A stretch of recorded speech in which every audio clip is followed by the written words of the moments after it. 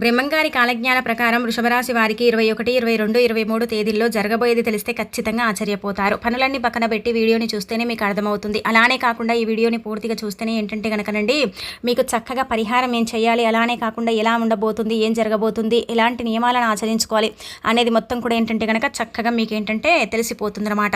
కాబట్టి వీడియోని పూర్తిగా చూడండి, నచ్చితే లైక్ చేయండి, కొత్తగా చూస్తున్నట్టయితే సబ్స్క్రైబ్ చేసుకోండి. నార్మల్గా ఏంటంటే కనుక వృషభ రాశి వారికి ఎప్పుడు కూడా అండి కష్టాలు ఉంటూనే ఉంటాయి. ఎన్ని కష్టాలు ఉన్నా సరేనండి దేవుడు ఏంటంటే కనుక డబ్బుని ఇస్తూనే ఉంటాడనమాట. ఏదో ఒక రూపంలో ఎంత కష్టం ఉన్నా సరే ధనం అనేది వస్తుంది. ఆ ధనం ద్వారా ఏంటంటే కనుక కొంచెం హ్యాపీనెస్ అనేది కనిపిస్తుంది.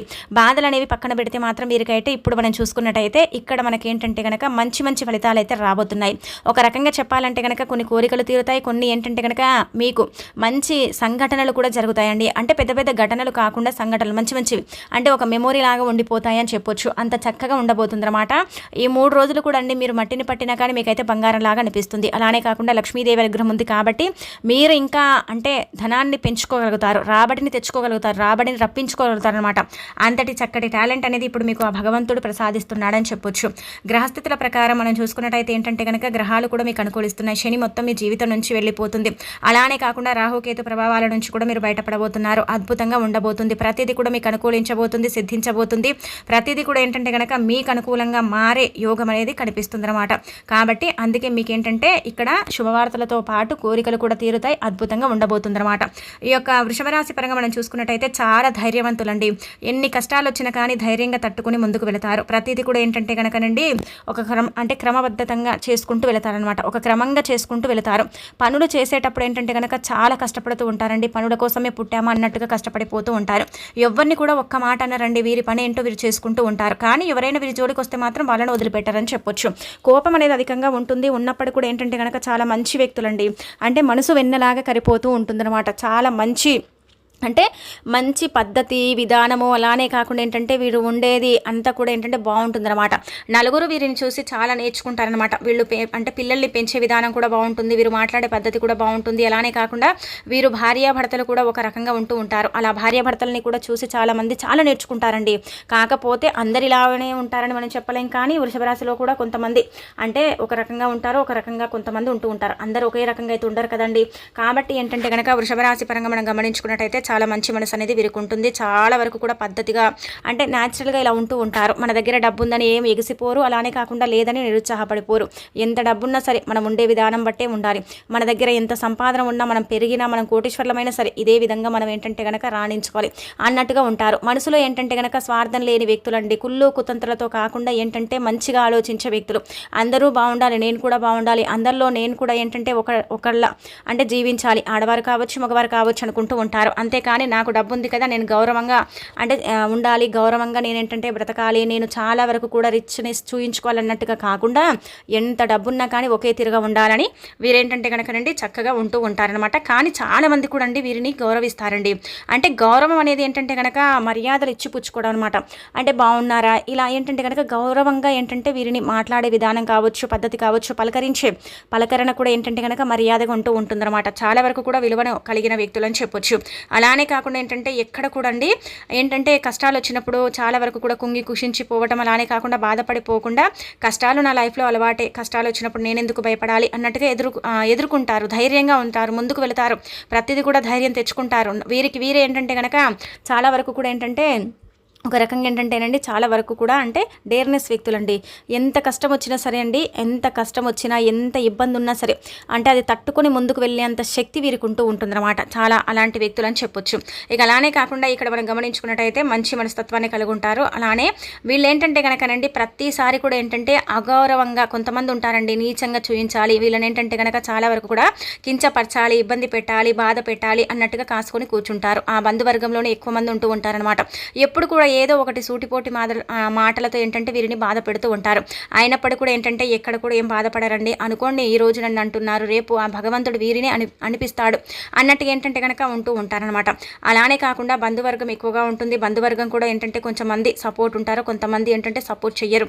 ఫ్రెండ్స్ సర్కిల్ కూడా బాగానే ఉంటుంది. విద్యార్థులకు కూడా బాగా కలిసి వస్తుంది. అన్ని విధాలుగా కూడా బాగుంటుంది. అన్ని రంగాల వారికి కూడా ఏంటంటే కనుక బ్రహ్మాండంగా కలిసి వచ్చే అంటే యోగాలు ఇక్కడ సిద్ధిస్తున్నాయి అనమాట. అలానే కాకుండా మనం గమనించుకున్నట్లయితే ముఖ్యంగా ఈ వృషభ రాశి వారికి 3 రోజులు కూడా అద్భుతాలు జరుగుతాయి, అద్భుతమైన ఫలితాలు అయితే రాబోతున్నాయి. అంటే నక్కతోక తొక్కినట్టు అని చెప్పొచ్చు ఒక రకంగా. ధనం అనేది చేతికి అందుతుంది, ధనం చేతికి అందుతుంది కాబట్టి కొన్ని కష్టాలు పోతాయి. డబ్బు ఉంటే ఏంటంటే కనుక కొండ మీద కోతిని కూడా మనం కొనుక్కోవచ్చు. కాబట్టి డబ్బు ఉండాలి, ముఖ్యంగా డబ్బు ఉంటేనే కదా మన కష్టాలు తీరుతాయి, డబ్బు ఉంటేనే కదా మనం లైఫ్లో ముందుకు వెళతాం. అందుకే ఏంటంటే కనుక ఇక్కడ మనం చూసుకున్నట్టయితే ధనం అనేది పుష్కలంగా అందుతుందండి. ముఖ్యంగా ఇక్కడ లక్ష్మీదేవి అనుగ్రహం ఉంది కాబట్టి అమ్మవారికి ఒక్క రోజైనా సరేనండి దీపధూప నైవేద్యాలతో చక్కగా పూజ చేయండి. లేకపోతే రేపు సోమవారం ఉంది కాబట్టి 21వ తేదీన మీరు వీలుంటే ఏంటంటే కనుక శివాలయానికి వెళ్ళటం, అభిషేకం చేయటం, దీపారాధన చేయటం ఇలాంటివి చేసుకోండి. మీకు కుదరకపోతే ఇంట్లో మీ భార్యలను కానీ లేదంటే కనుక మీరు ఎవరైనా సరే చేయొచ్చండి. ఒకవేళ మీరు పూజ చేయకపోయినా సరే పర్వాలేదు, కానీ కనీసం 11 సార్లు ఓం నమః శివాయ అనే మంత్రాన్ని అయినా సరే పఠించుకోండి. ఆ పరమశివుడి యొక్క అనుగ్రహం కూడా కలుగుతుంది. లేదంటే ఓం లక్ష్మీదేవాయ నమః అనుకోనైనా సరే ఒక 11 సార్లు అనుకోండి. అలాగైనా సరే లక్ష్మీదేవి అనుగ్రహం కలుగుతుంది. సకల సంపదలు మీకు చేకూరుతాయి. సకల సంపదలతో మీ లైఫ్ అనేది చేంజ్ అయిపోతుంది, మారిపోతుంది. ఇంకా సంపాదన రావటం అనేది ఖాయం అన్నమాట. ఇంకా అలానే కాకుండా మనం గమనించుకున్నట్టయితే మీకు ఏంటంటే అన్ని విధాలుగా కూడా బాగా కలిసి వస్తుందండి. చేసే పనుల పరంగా ఏంటంటే లాభదాయకంగా ఉంటుంది. వృత్తి ఉద్యోగాలలో కూడా మంచి పురోగతి ఉంటుంది. సంఘంలో మంచి గౌరవము, గుర్తింపు.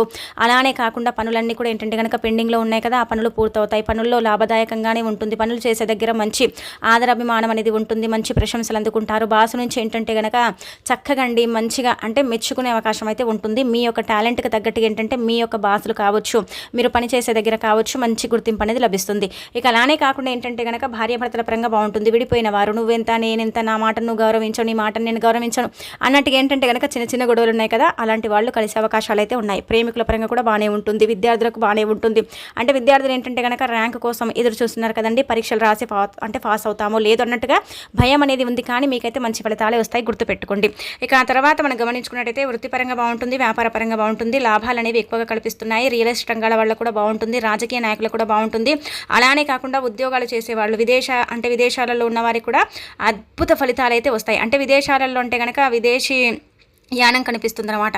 అలానే ఇక్కడ మనం గమనించుకున్నట్టయితే ఇక్కడ నుండి విదేశాలలో ఏంటంటే కనుక ఉద్యోగాలు చేస్తున్నారు కదండి, అలాంటి వాళ్ళకి కొంచెం ఏంటంటే లాభదాయకంగా ఉంటుందన్నమాట. డబ్బు అనేది వస్తుంది, బిజినెస్ కూడా బాగానే ఉంటుంది, మంచి పురోగతి ఉంటుంది. ఫైనాన్షియల్గా ఆర్థికంగా మీకు ఏంటంటే బాగుంటుందన్నమాట. ప్రతిదీ కూడా మీకు అనుకూలిస్తుంది. అలానే కాకుండా మీరు ఇక్కడ ఒక చిన్న పరిహారం చేసుకోండి.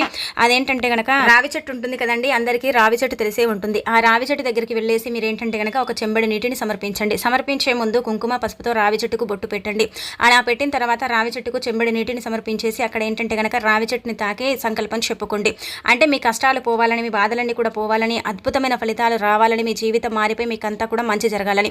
ఇక్కడ ఒక విషయం గుర్తుపెట్టుకోండి, రావి చెట్టు అంటే కనుక పెద్ద చెట్టే అవసరం లేదు, చిన్నదైనా పర్వాలేదు. మనం పూజించడం వల్ల శ్రీ మహావిష్ణువు యొక్క అనుగ్రహం కలుగుతుందన్నమాట. రావి చెట్టులో సాక్షాత్తు శ్రీ మహావిష్ణు కొలువై ఉంటాడు కాబట్టి రావి చెట్టుకు చాలా ప్రాధాన్యత ఇవ్వబడుతుందన్నమాట. శాస్త్రాల్లో రావి చెట్టు గురించి ఏంటంటే కనుకనండి చాలా ప్రస్తావన ఉందని చెప్పొచ్చు. రావి చెట్టు అత్యంత పవిత్రతను కలిగి ఉంటుంది. రావి చెట్టు దేవతా వృక్షంగా పరిగణిస్తారు.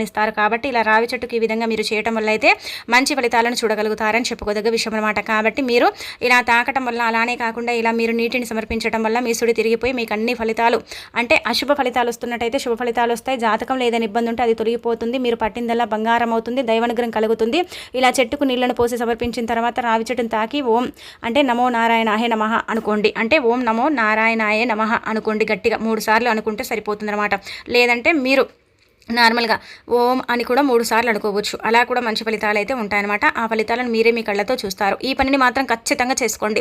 ఇలా చేయటం వల్లనే మీరు అద్భుతాలను అయితే చూసే అవకాశం అయితే కనిపిస్తుంది అనమాట. చాలా చక్కగా ఉండబోతుందండి. మధ్యలో ఏంటంటే కనుక గుర్తుపెట్టుకోండి, కొంచెం మీకు పని ప్రెషర్ అనేది పెరగటం, కొంచెం ఒత్తిడి అనేది పెరగటం, అంటే పనులలో ఏంటంటే కనుక లాభదాయకంగా ఉన్నప్పటికీ కూడా పనులు ఏంటంటే చేసి కొంచెం విసుగు రావటం, కోపం ఎక్కువగా రావటం, ఇలాంటివి చిన్న చిన్నవి జరుగుతాయండి. కానీ ఇక్కడ ఏంటంటే కనుక ఫ్యామిలీ సపోర్ట్ ఉంటుంది, ఆర్థికంగా బాగుంటుంది, అన్ని విధాలుగా కూడా బాగా కలిసి వస్తుంది.